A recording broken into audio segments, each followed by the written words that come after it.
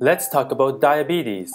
Diabetes is a global health problem that is not only financially expensive, but also demanding to the quality of life for those who have it. In Hong Kong, approximately 1 in 10 people have diabetes. There are over 700,000 people with the disease, and approximately 27,000 of that set are under 35. For adolescents, this is a very stressful disease to have to carefully manage their diet, regularly exercise, and take multiple insulin shots every day. Teenagers generally have poor compliance with their lifestyle required with diabetes, and those that do not manage the disease well risk both short and long-term harmful bodily effects. The Hong Kong Polytechnic University and Pork Oil Hospital have been working together to understand pediatric diabetes from the patient's point of view, in the hopes of improving care, to make patient care more engaging and ultimately more effective. We observed clinical sessions, held design workshops, and talked to healthcare professionals, diabetic adolescents, and their loved ones in order to get to know how diabetes has impacted them. We learned that the management of diabetes is not hard, but many adolescents who suffer from it lack motivation and willpower to sufficiently manage their lifestyle. So what can we do about it? How do we encourage diabetic adolescents to be responsible with their lifestyle and interest others to do the same? We propose to build accountability, motivation, support, and connection into the patient ecology.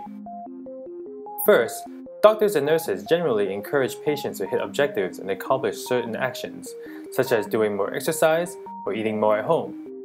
However, these actions and objectives are usually not noted down, and there's little accountability during the next visit. Since patients already use a diary to note down their blood glucose levels, it makes a lot of sense to add a new section to their book that focuses on immediate actions and objectives that they can accomplish. By encouraging simple step-by-step actions to the patient and making these tasks accountable, the patient and doctor relationship can be more efficient and motivating. Next, SMS messages can be sporadically sent to the patient to remind them of the goals and objectives that were previously agreed upon. Connecting the doctor to the patient outside of the hospital strengthens motivation and support to act on the agreed-upon actions. Another observation we had was that diabetic teenagers did not want to talk to their parents about their disease, nor could many console their classmates and friends either. There is a clear need not only for social support from others who diabetics could relate to, but also for these adolescents to even have someone to exercise with. To solve this, doctors will now ask certain patients to meet others at the hospital. Meetup times can be arranged around existing consultation visits for those who could be benefited from an introduction, whether to be mentors, support partners, or activity partners. There will also be activities outside of the hospital. Badminton club, swim meets, running groups, all for diabetic adolescents and hospital staff to form positive relationships with one another. Not all teenagers, though, have time or will want to initially meet others in person, but rather, many are more comfortable communicating online. Because of this, there's an opportunity to initiate a virtual community as a place for teenagers to support one another, whether it is finding out the best places to exercise, plan activities, or share advice.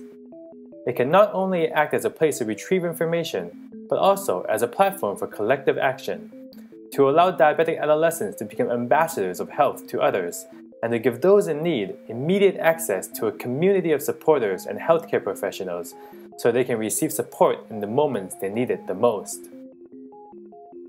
This is our vision, and we hope you support us in accomplishing it.